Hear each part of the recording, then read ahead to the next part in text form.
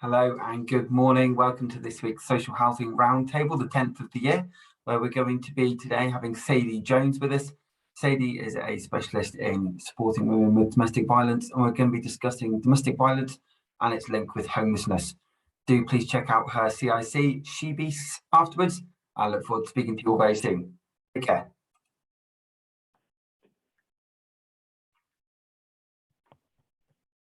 Good morning, good morning, good morning. Already nice to see a lot of people waiting in the waiting room. Morning, Hazel. Morning, Sharon. Morning. Both Sharons, and excellent. We've got a lot of people still coming in. I think, like ever, those 10 o'clock meetings are finishing and people are jumping over to the next one. But great to see so many people joining today. I'm expecting more to be coming through in the next few minutes. But like I say, welcome everybody, particularly some new faces. Nice to see some new people joining who haven't come along before. My name's Matthew Baird. Obviously, I've been spamming a lot of you with details of the roundtables now. I've been doing social housing recruitment for over 10 years and set up my business in February 2021. But the social housing roundtables are something that's been set up. Someone's just on mute. There we are. Yeah, so like I said, I've been running these for a couple of years, really, since the beginning of lockdown. And over the last few months, I think those who are regular faces have realised we're starting to get some amazing traction with them, but we're also starting to make some real change. So the topics that are coming up are ones in which I hope people can see real changes being made. And, you know, the whole point in them is to come out with a solution, really, of what more we can be doing next. So without further ado, I'm going to introduce my guest for this week, Sadie Jones from SheBeats. It's a phenomenal CIC that you're running, but I'll leave you to make your introduction, Sadie. Lovely, thank you. Good morning, everybody. As Matt said, my name's Sadie Jones. I am the founder for a CIC called SheBeats, which is all about empowering women through transformation. So physical, mental and financial, and our kind of impact group, if you like, we work with the everyday woman, but our impact group is those that have been through domestic abuse or substance abuse. It's something that I'm very passionate about. It's very close to my own heart. You know, I grew up in a quite traumatic childhood, so a house that was full of domestic abuse for as long as I can remember, which then led to me growing up, I guess, in children's homes and hostels. And then I kind of, I guess, shockingly or not shockingly, made the same mistakes as what I'd probably seen my mother do, and had my own quite violent relationship, which led to me then losing a home. So, you know, a home that was repossessed, having to move away from everybody that I knew and start a new life in London. And then I guess fast forward, I don't know, 15, 16 years now, I have obviously completely transformed who I was. So I run SheBeats, but I do that alongside a career as a software consultant. I've got a 21-year-old. So I guess kind of the ethos for me is if I can do it, if women have the right support, they can do it too. And that's what SheBeats is all about. So that's a little bit about who I am and what SheBeats are. So yeah, I'll, I guess, hand back to you, Matt. No, that's brilliant. Thank you. And obviously today, if anybody is watching and doesn't want to be on video or anything like that, then that's absolutely fine. We know some of the subjects that are coming up are going to be quite, could be quite triggering for some people. If you want to get involved at any point, please either use the raise your hand physically if you're on screen, use the reactions tool in the bottom right and just use the hand raising symbol and I'll bring you in, or use the chat function. Absolutely fine. All have been used. Hi, Paul from Haven. Nice to have you with us today. Thank you for showing exactly how that's going to work. That's brilliant. And as I said, the chat function is something I'll be monitoring throughout. My role in this is to facilitate yourselves as professionals in the housing, care, domestic violence, homelessness sectors to try and, as I say, to make change. So Sadie and I were chatting just before we came on today. And I guess one of the things I kind of wanted to start talking about is why we're talking about this today, Sadie. I mean, if you want to talk about a couple of the subjects and the people we were talking about before we started, evidently this link between domestic violence and homelessness isn't talked about enough. And I was having a look on the safelives.org website for this, and it said that 87% of women leave refuges for continued temporary accommodation. While 32% of homeless women said domestic violence contributed to their homelessness. But you felt these stats were actually a bit low. Yeah, I mean, as we know, domestic abuse across the board is a very taboo subject. So very often people that are going through it are either not willing to talk about it, or in some cases aren't even aware that what they're going through is a type of abuse. I think there's been so much labels around physical abuse that we sometimes forget domestic abuse comes in form of economic abuse. It can be, social media. It can be completely mental based. It doesn't have to always be physical violence that you can see. And I think that's where the numbers, I think, get a bit skewed, because people are maybe not aware of what they're going through.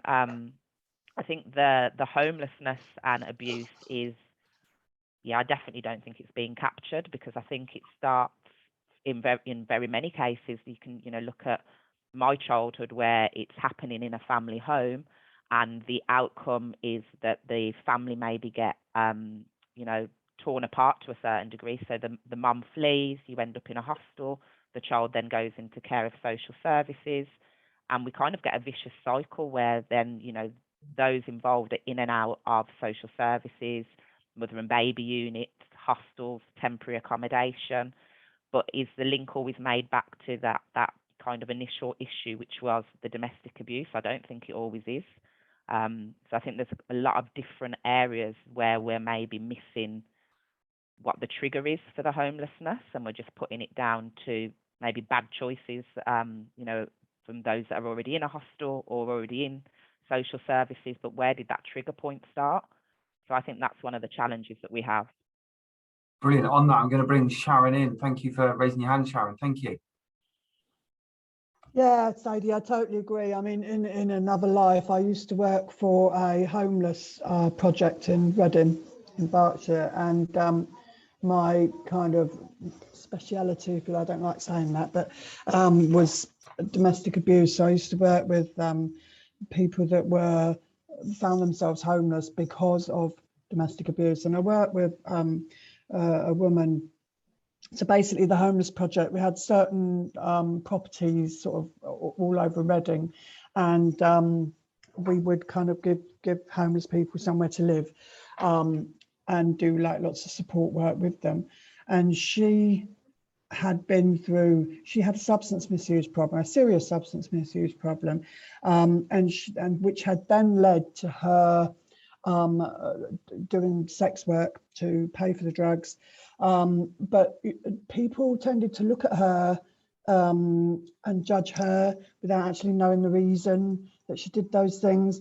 And it had all stemmed from an abusive relationship in the first place, that she had escaped, and she didn't have children, so she wasn't priority need, she couldn't be housed. And so the cycle kind of went on. And that was my first sort of, she was the first person I worked with that kind of homelessness was the link to the domestic abuse. I mean, I've worked with lots of other women since then, sadly, but I just think that it was, people don't look at the reason they found themselves in that position in the first place. And if they did do, then it would be a lot easier for those people. Yeah, I totally agree with you. I think there's a number of, I guess, different types of homelessness, isn't that, as well? So I guess when it's kind of homelessness and there's substance abuse involved, or maybe the person's not living the best lifestyle, we kind of associate it almost immediately with whatever you can see right there and then. So maybe it's that substance abuse, that's why they're like this, that's how they've got here. But homelessness isn't always linked to that. So, like for me, I bought my first house at 18, and it was repossessed by the time I was maybe 22, nearly 23, because of my partner at the time. But that then coincided to me being homeless. I wasn't on any substances, but I was still homeless to a certain degree because I had no home. And it's, how do we figure out what causes some of these triggers, if you like? For me, I didn't go to substance abuse, but I think if there was a bit more investigation when people go to the local council or go to a housing association as to why they need help, we maybe wouldn't have some of these outcomes. Because I know for me, not being on any substances and still being quite, I guess, normal, which I don't really know what normal means, but I wasn't, probably viewed in the same way as the lady that you're mentioning. But there was still a lot of negativity that I found. Like, you've got a home, you've got a mortgage. Why do you need rehousing? Why do you need support? Can you prove this? Well, how can I prove this? I can't get into the house. I don't have the documentation. I'm telling you, I need somewhere to go with my child. And again, like you said, how you're treated very often is based on if you have children as well. That can have a huge impact on, how the outcome is determined, because if you don't have children, you're not a priority. You can, go and sleep at a friend's, go and, surf on some couches for a few months, you'll be fine. So yeah, I think there's a lot more investigation that needs to be done, in my opinion. No, I really appreciate it, and I think it's that is, I know when we spoke and when we sat down and had our initial conversation a few weeks ago now, that was the story that was coming through. You were telling me about a young lady who had 3 children that was in temporary accommodation for 10 years, and at some point there's something that's been missed there. But I know when we spoke before, as ever when we're doing these, the key thing I could say is to try and actually make change. And for you, it was about that level of support that goes on almost after someone has got a home. If it gets to the stage where people are homeless and then we get someone into accommodation, it's the support that happens after that. And I know SheBeats is obviously a part of that on the other side, and I want to kind of tell a bit about the story of SheBeats. But for you, I know, what as somebody who's obviously been through it and who's thank you so much for sharing your story today. What would you have wanted more from your housing association, local authority, whatever it might have been at that stage, so that you didn't just feel like you were isolated? I think it is the ongoing support. It's almost as if once you get into accommodation, whether that's temporary, a hostel, maybe you've got, a housing association home if you're one of the lucky people, it's almost the minute that happens, you're okay now. We've dealt with you. You're kind of on your own, almost to a certain degree. And I think that is the most challenging time for a lot of people that have been through abuse or homelessness. Starting over, having left everything is quite daunting. And I think when you're trying to rebuild yourself, so not just obviously having a home when you haven't had one for however long, so getting to grips with what, paying rent, having to pay electricity, all those other things that come with having a home, that lack of support leaves a lot of people in a situation where things spiral out of control. They're not used to managing day-to-day bills, especially if they've just spent a period of time in a hostel, for example, because they're not doing that in the hostel. They're just having to feed themselves to a certain degree.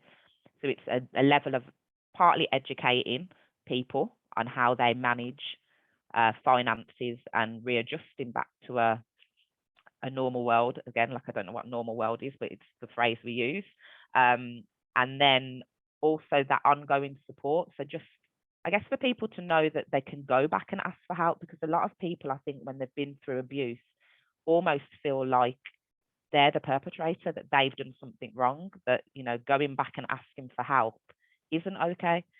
Almost like you're wasting people's time. It's almost like you've got to prove that you need this help. And I think that's one of the biggest challenges that we've got across the board, not just with homelessness, but with abuse in general. It's how do we make that conversation okay for somebody without them feeling guilty, embarrassed, like they've done something wrong. And I think that's one of the biggest challenges we've got. I know when we spoke before, and we will come on to it, and again, this isn't me disparaging or anything like that, but when you went through it, you felt that actually some of that is linked with the police and the way that was dealt with, actually. But I'm going to bring Nikki D in. Very nice to have you with us, Nikki. Hi there. Yeah, I just wanted to pick up on what you were just saying, really, and kind of reaffirm it, I suppose, because one of the things that I come across a lot is that people who've been through that situation, there's this kind of need to prove.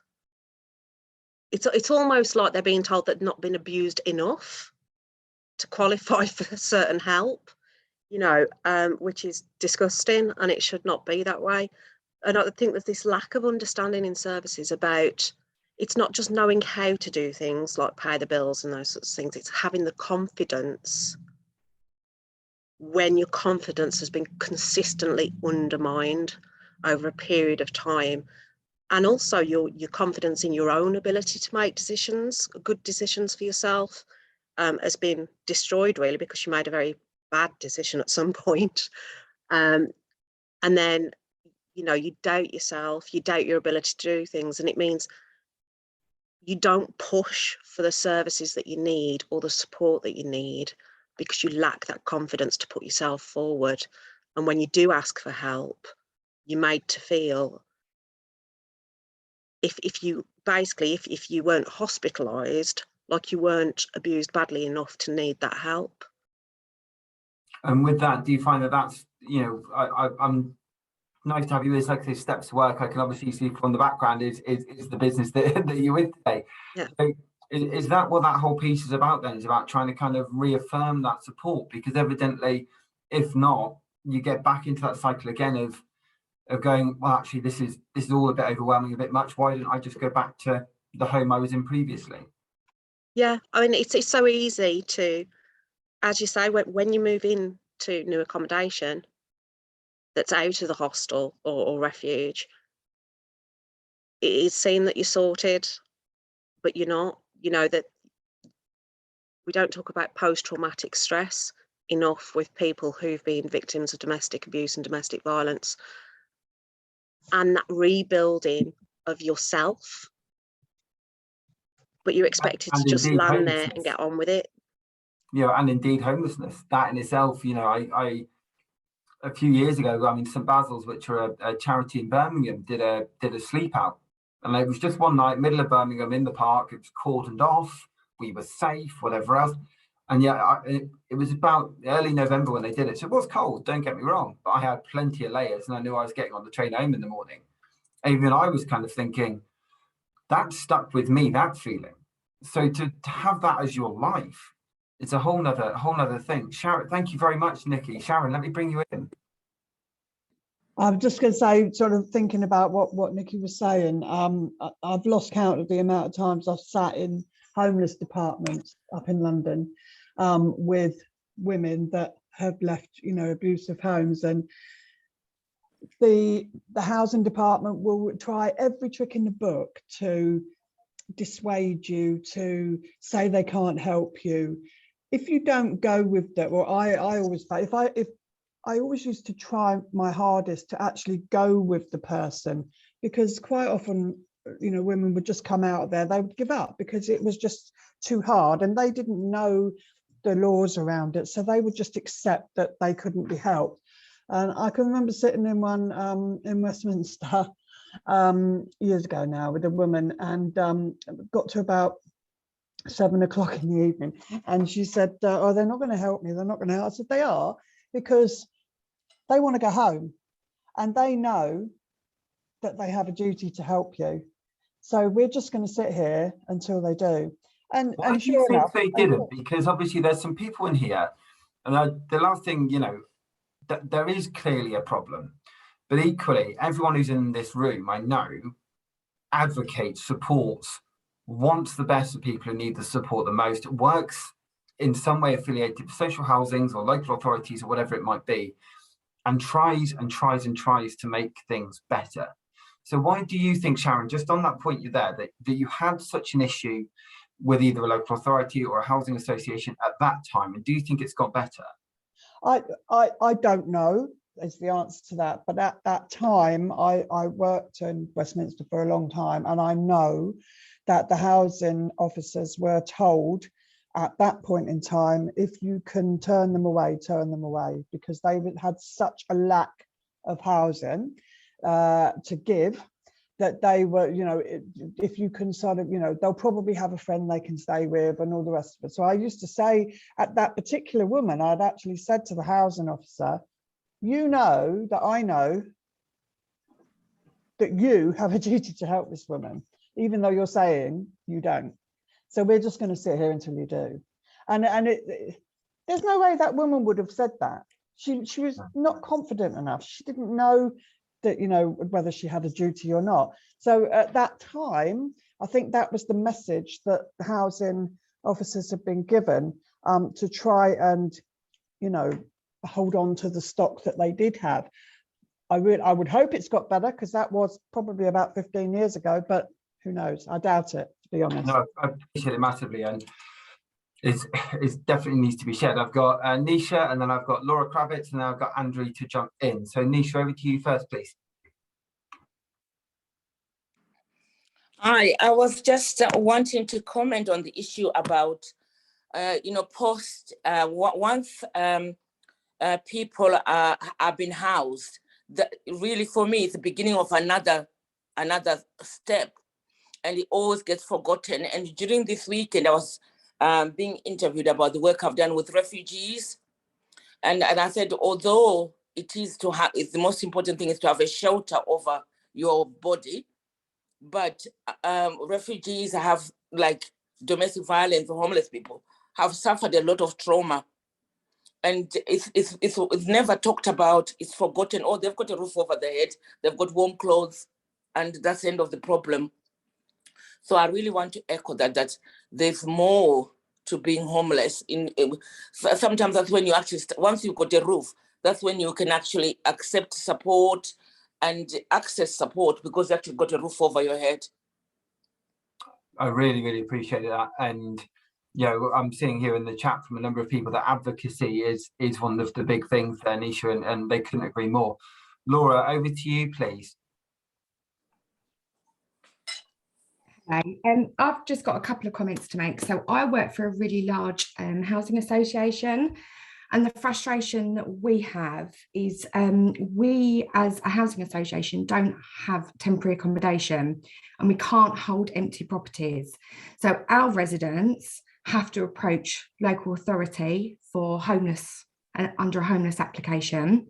They are then told, well, you're housed by a huge housing association, go back to them. So then we have victims that we have nowhere for them to go until an empty property becomes available. Most of our local authorities have 100% nomination rights with us. So residents sit and wait for properties that never become available, because we have to send them back to the local authority, and they are not on the local authority list. My other frustration is, one thing that I'm quite proud of my organisation is we do some fantastic wraparound support. We have tenancy sustainment teams, we have support workers, and we've got projects that are there to support our vulnerable residents. We don't get told. So despite asking questions on our nomination forms, we get given very little, and by the time a victim has been through that journey and has been given a secure tenancy with us, they don't want to talk about it anymore. You know, they've had enough. They're so grateful for the accommodation. Sometimes the accommodation isn't appropriate. It's not far enough away. It's in the same borough. The perpetrator's sister lives down the road, all those kind of things. And we haven't been told that by your own support teams or by external ones? No, so our nominations come from local authorities. And they just don't share the information with us, and it's down to that victim or survivor to then tell us, and 9 times out of 10 they don't, because they've just been through, it's not an easy process. It can take a long time. They've probably been in, you know, refuges, temporary accommodation, or sat in unsafe, their previous unsafe accommodation for a long time, and they just so desperate to move on to the next steps. They don't want to then have conversations about what they've just been through, because it's going through trauma again, isn't it? It is. So, and it's a shame, because if we are past the history, there are measures that we can put in place. There are support workers that can help them manage their money, set up their bills. We can put extra security on their property to make them feel safer. We can, you know, if they've had to leave all of their, you know, furniture and property, we can apply for funding and support them with that. And we just don't get the opportunity because the information isn't shared. Really appreciate it, and I think you're certainly not on your own there in terms of those frustrations. Certainly when I've spoken with Sadie before, it's that kind of sharing of communication, sharing of information, Sadie, that you found was the most frustrating part, because if you've told your story, and I know we've had it on one of these roundtables before, you've got 4 hours.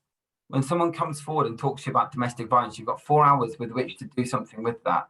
And if you choose not to, then actually the chances are you're not going to create the issue, you know, you're not going to kind of get to the bottom of actually making change. And Sadie, just before I bring in Andre, just wanted to touch to you on that in terms of that was your biggest frustration, was having to continually go over what had happened. I think that is, you know, like Laura said, it's frustrating. It also is,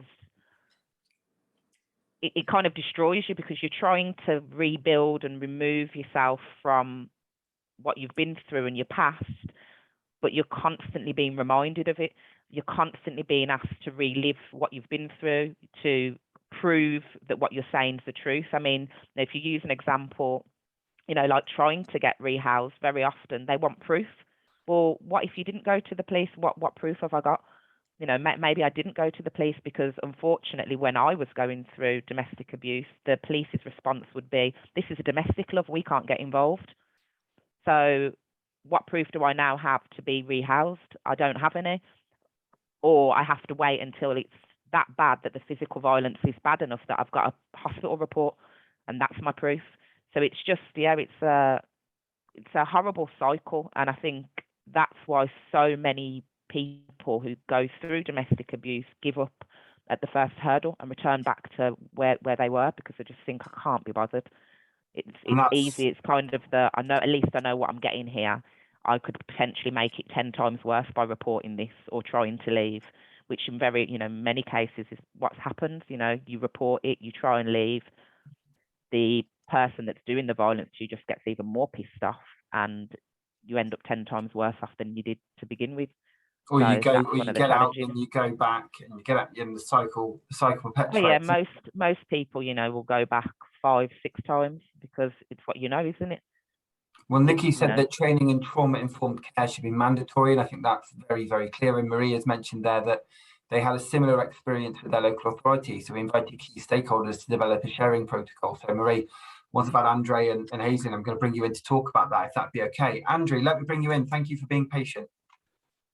Hi there, thanks for sending me the invite. I was just in another meeting. So I'm a specialist domestic abuse coordinator for Enfield Council in London.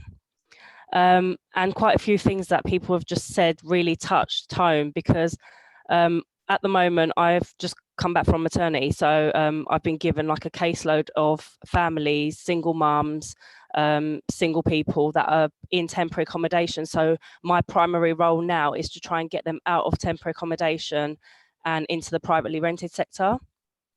So rather than them sitting there waiting for God knows how many years for a council property that basically is non-existent in the near future, trying to get them into privately rented sector. And the barriers that I'm facing is getting in touch with local landlords. They either don't want single mums, which I find disgusting.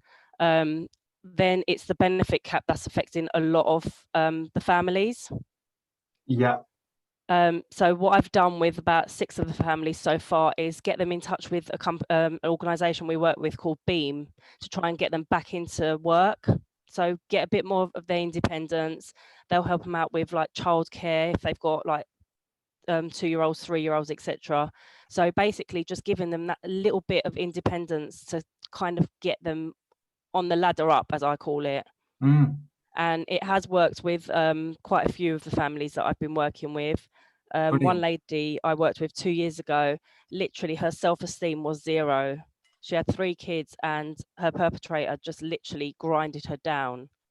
She's been in temporary accommodation now for 2 years because she can't find someone that will take her on because she's got CCJs.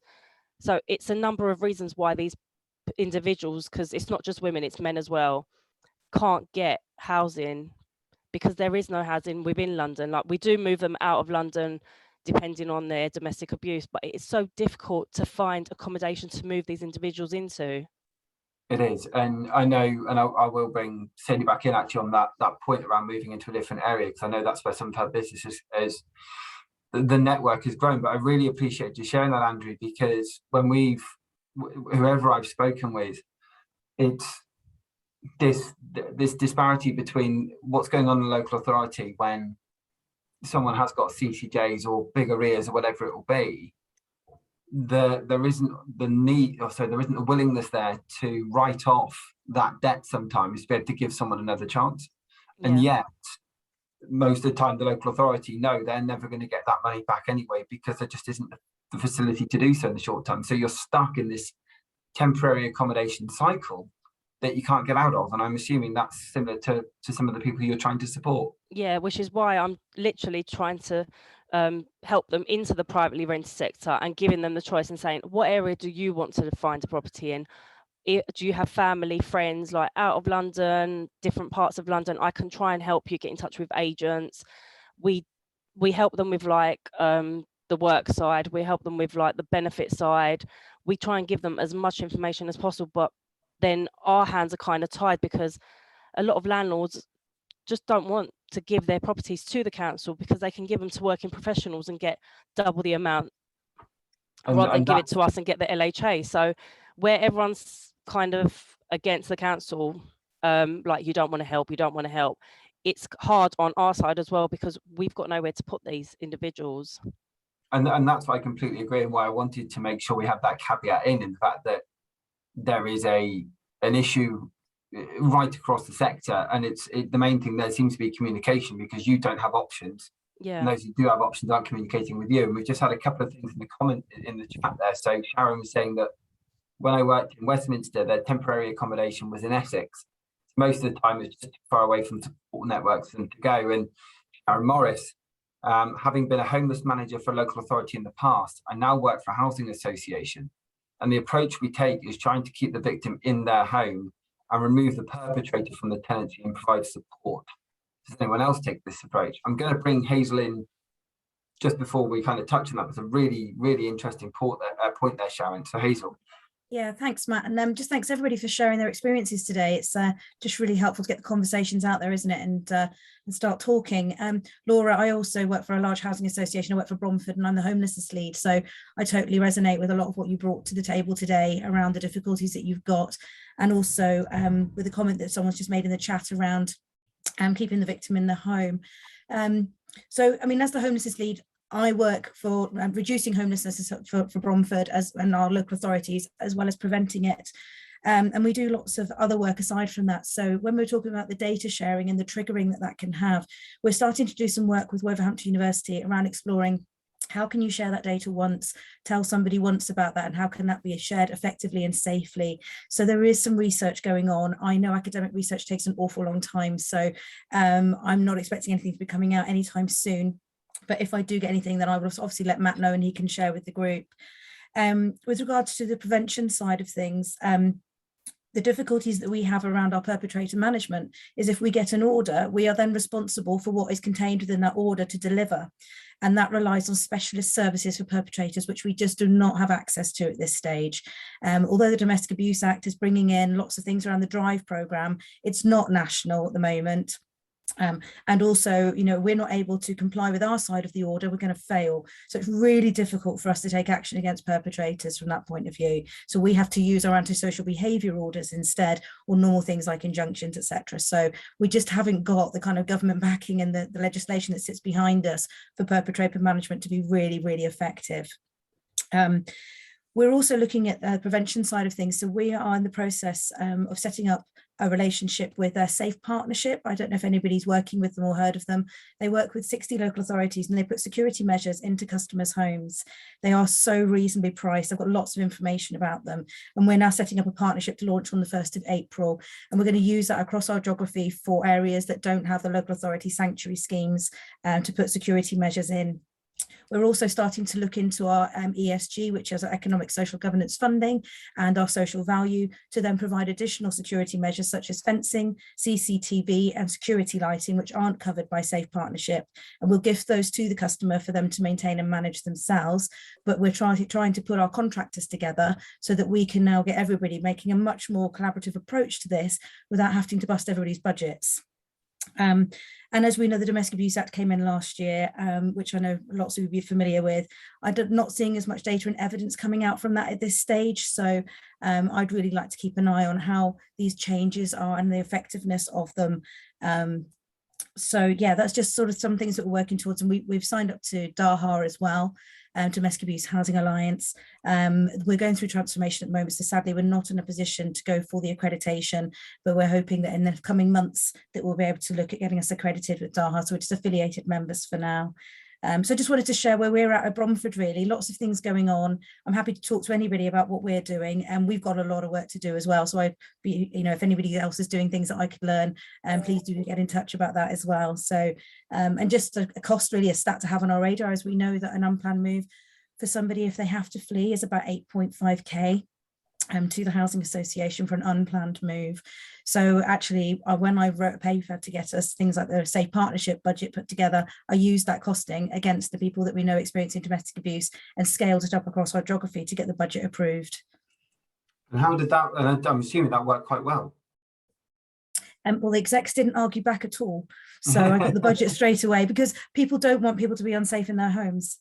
That is not what we're here to do. But we also have to be mindful that we can't just put security measures in and think that fixes everything. We've then got all the other things that come alongside that at the same time, talking about the trauma informed and making sure people are signposted. And sometimes it's not appropriate for somebody to have those security measures. All the circumstances change or things become more untenable for them to stay in their homes. So we need to be flexible as a housing association, that just by doing this, putting that cost up front isn't going to fix it all. There's lots more that needs to sit around it at the same time. Really appreciate that, Hazel, and thank you for sharing so much there in terms of particularly the partnerships with Safe and Doha and others there. That sounds like there's some real success stories slowly coming through, but I'm agreeing with you. I haven't heard enough success stories coming from the Domestic Abuse Act of last year. Just haven't heard enough from it, and I think that's something we need to, if there is news that comes out around that, I'll be keeping an eye on it and sharing it. Portia has shared there that it's sad that victims continue to be victimized and told to move their home and network, when the main focus should be removing and putting legal strategies to keep the person away from the victim. And for me, that seems to be the overarching issue, is that, as Hazel's mentioned there, there's not the legislation. And I know you touched on it briefly around trying to prosecute for a domestic, and I know Sadie mentioned it and others have said, oh, it's just a domestic. This is one of the issues culturally within the police, in the fact that, my brother is my brother's in the naval police, somewhat affiliated but not quite, but he mentioned that trying to get conviction for domestic abuse, sexual assault, other things of that nature is so incredibly difficult within the laws of the country, particularly that we have at the moment. And often this is why victims feel so questioned and almost disbelieved, because the proof needs to be there to such an extent to get a conviction. And when you've got services in the police that only get funding because if they have a certain amount of convictions, if they know they can't prosecute on a domestic abuse case, they don't give the time, effort or empathy that's needed. And that is a generalization. That isn't all police officers or anything along those lines, but the majority of people I speak to who work within the police services say that they'd love to give more time and that kind of thing, but they've got pressure to go and get convictions. And because of the way that the law works, it's incredibly difficult to do so, which is where you have injunctions and other things come in, which cost everyone more money and more time, but are so imperative at keeping victims safe. So there needs to be more done, I believe, from a central government perspective, to have something in place that protects victims in a much better way than we've got. Sharon, let me bring you back in. Thank you for putting your hand up.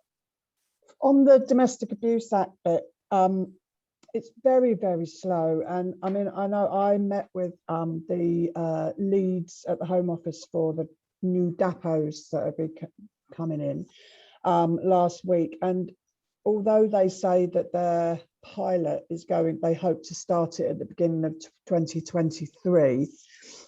I and a lot of other people just don't think that will happen. It's very, very slow. And to be honest, they don't really understand the complexixities of domestic abuse. And I won't say for that, all you had to do was see the, no, but on that, and I don't know if anybody else saw it, but about a month ago, maybe 2-3 weeks, the Domestic Abuse Commissioner released her report. And I put a thing on LinkedIn about it. And the horrifying thing in that said that police, housing and social services weren't a part of domestic abuse support. And at which point, and I mean, look, I'm a guy who hasn't, there was domestic abuse in my own family many years ago, but kind of in the wider family. But when I look at my own, I'm lucky in the fact that I've not been through it, and certainly would be, I've got a very strong relationship with my partner and we got on brilliantly, but I haven't witnessed it. But when I look at that from the outside, I'm in shock and horror.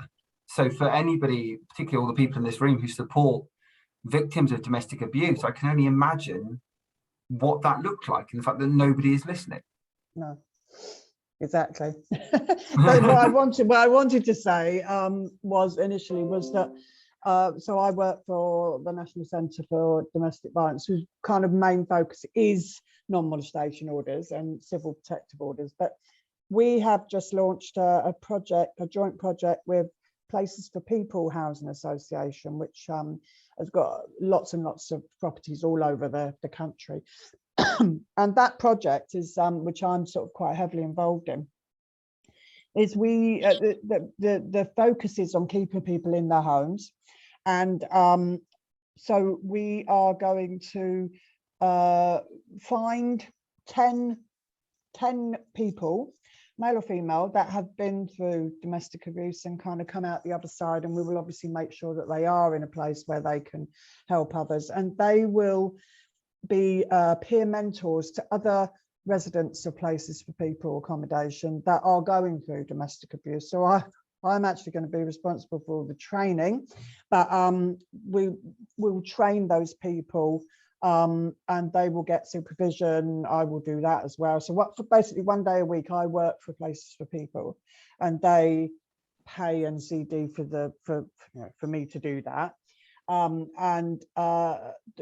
The hope is that will help people to stay in their own homes, and also the peer mentors will hopefully get the skills and the qualifications to be able to, at some point, if they want to, go on and work in the sector.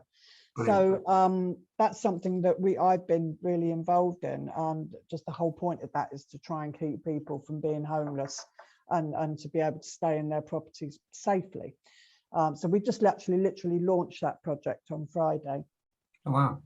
Well, look, fantastic. If anybody's interested in knowing any more about that, then get in touch with me. I've noticed Sadie's come off mute. Sadie, I'll leave you to kind of come back in.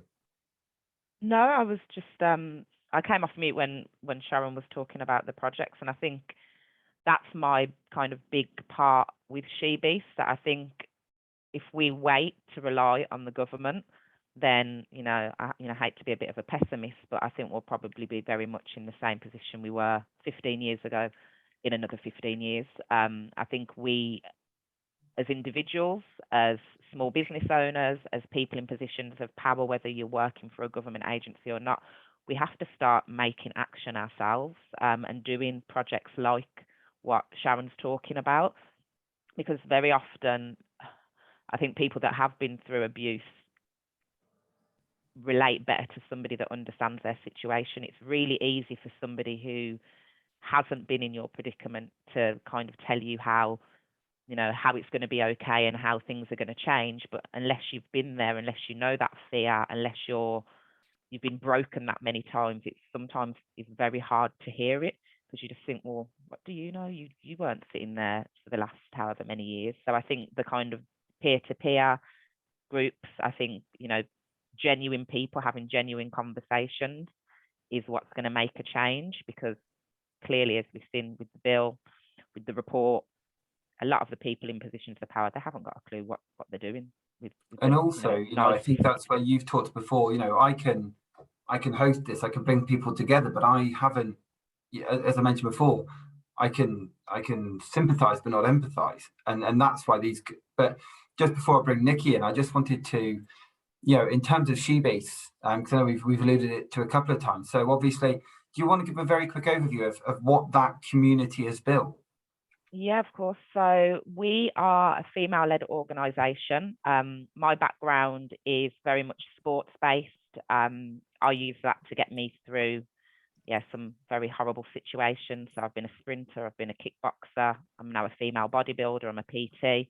And I wanted to, I guess, give other women, so it doesn't have to be women that have been through abuse, women in general. I think that's where our power lies, pulling together, sharing experiences, sharing strengths, because, you know, very often you might meet someone who's not going through abuse, that has a great quality that they can share with a woman who has been.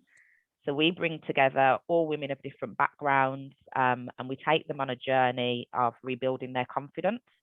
So it's not just about the physical movement that we do. So we obviously do a lot of exercise with them, but it's about what are we feeding ourselves. So education-wise, mindset, nutritionally, and then the important key for me, which is where I wanted us to be very different to a lot of organisations, is with the best will in the world, you can feel great, you can have refound your confidence. If you haven't got money in your pocket, you're not getting very far in this world. So we work with the women that we transform to help them get back on the career ladder. So either they can join our organisation, so we took on our first apprentice in October, or we work with them to help them get an internship or an apprenticeship with a suitable career for them. I fully appreciate that every woman that we work with cares about fitness. We get some of the ladies that we do the workshops with, and at the end of it, they're like, I never want to see another rebounder again, Sadie. And I definitely don't want to eat what you've been telling me to eat.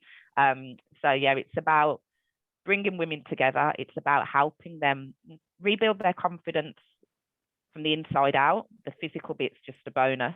But the most important part about what we do is the community. So, you know, I was going to say that was the piece that I think when you told me about it, so inspirational. Yeah, we probably have, I don't know, in our WhatsApp group, probably 50 plus ladies, different backgrounds. They talk to each other more than they talk to me half the time, only to probably curse about the session that I give them being too hard. But these women, you know, they meet up now outside of class. They invite each other to their birthday parties. They've created a community. And, you know, we've had women who have come along to what we call our everyday class. So they're nothing to do with the refugees that we work with. And, you know, 6 weeks down the line, a lady will, you know, talk to you about what's going on at home for her.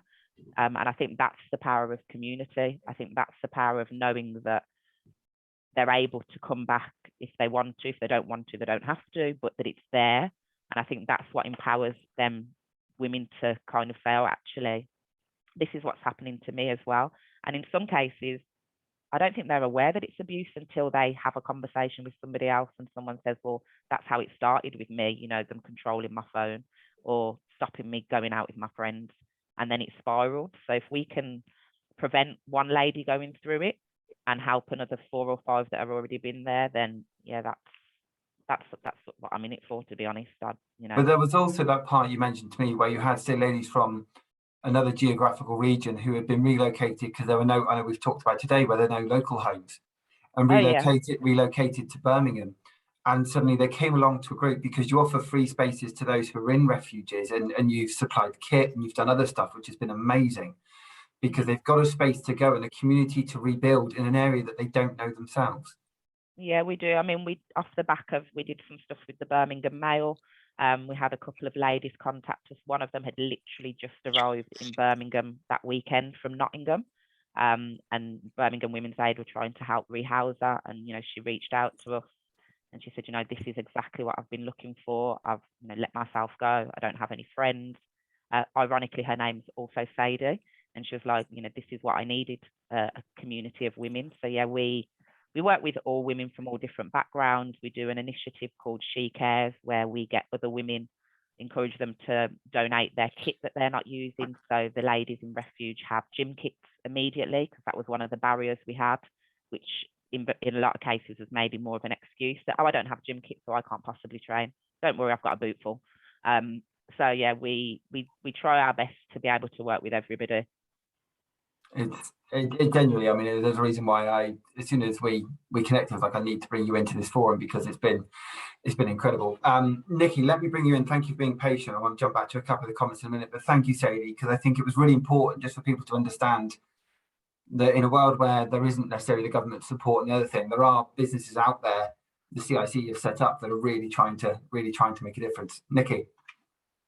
Yeah, I just wanted to pick up on where we're talking about people being able to stay in their homes and the person who's the perpetrator moving away. And it kind of links back to what Sadie was just saying as well, about people understanding that what's happening to them is abuse. I think there's a lack of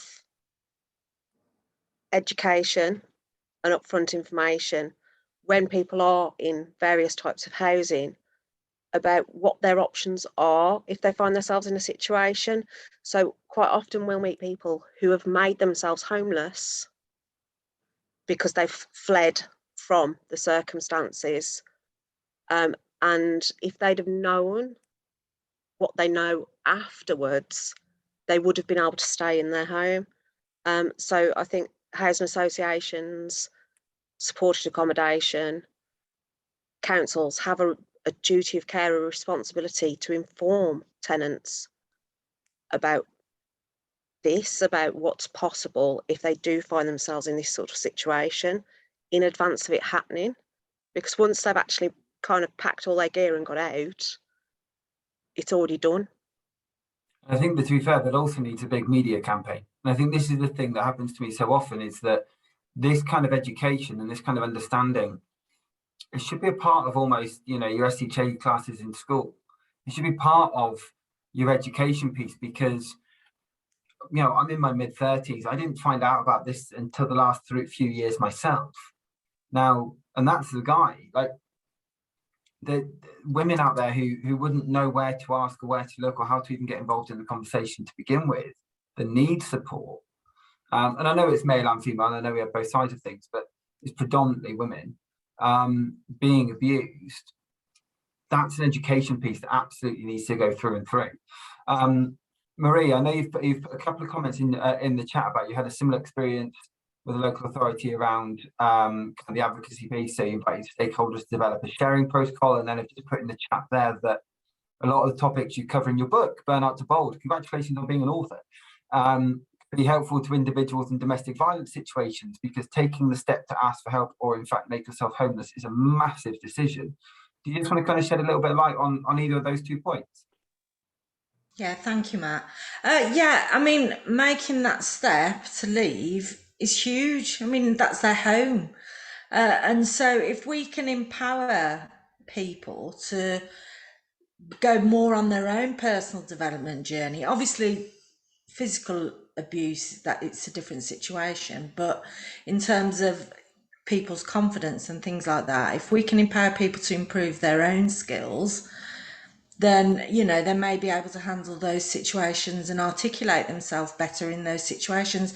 Like Sharon said, when she took that lady into that room and was sort of challenging about whether they're intentionally homeless or not, Sharon had those foresights to be able to put her point across. Whereas, you know, the victim, maybe was not as confident to sort of challenge those situations. So that's one of the premises within my book. But I also just wanted to pick up on you just saying about in schools. I think they're doing some phenomenal work in schools, especially in light of, you know, the pandemic and looking at children's resilience. I think there's some really brilliant teachers out there. But that's also inspired me to write my own children's book. So that's my next one. And it touches on this about coercive control. And it is an education piece and it is about awareness. But yeah, it's such an interesting topic, and something, if we're all made more aware of, that, you know, hopefully things will change over time. Couldn't agree more. And I think on that, and I don't disagree, there's some amazing teachers out there and everything else, but unfortunately there's still a lot to do in terms of kids understanding their own rights and that kind of thing. And you've only got to look at what's happened with Girl Q over the news that's broken over the last few days regarding what happened, you know, a couple of years ago, and then the stats that keep coming out about that, to go, whilst it's great on one side, and there's a long way to go, because there's still so much that's going wrong. Paul has said he totally agrees with Nikki about individuals being able to access true information about the support they're able to get via the local authority. And this seems to be the overarching theme of what we've talked about today, is that communication piece. And I've spoken to a few people recently about these roundtables, about coming on, what the hesitations might be. And sometimes it's about, oh, well, we're competing in the same area, or we're trying to get this, or we're trying to get that. And actually, the most important piece that these roundtables, I feel, offer is communication, is everybody getting to network, and is about trying to go, okay, well, I've now got a point in the local authority. The local authority know my frustrations, and the housing associations know my frustrations, and we're a charity in the middle. What can we actually do collaboratively, because the government aren't going to help? What can we do? And I hope today that everyone has had something they can bring through. Sadie, I'm going to kind of leave you to wrap up anything you've felt from today and you've shared from today. But I do want to say thank you to everyone who's joined, who's shared thoughts, ideas, or who's just come to listen. Because as much as anything else, if you've come to listen on the platform and you've taken something away today, then that's amazing. And Sharon and Hazel, I know, have both shared about some of the projects they're working with, so I will get some of the links shared around. But yeah, Sadie, I'll pass over to yourself.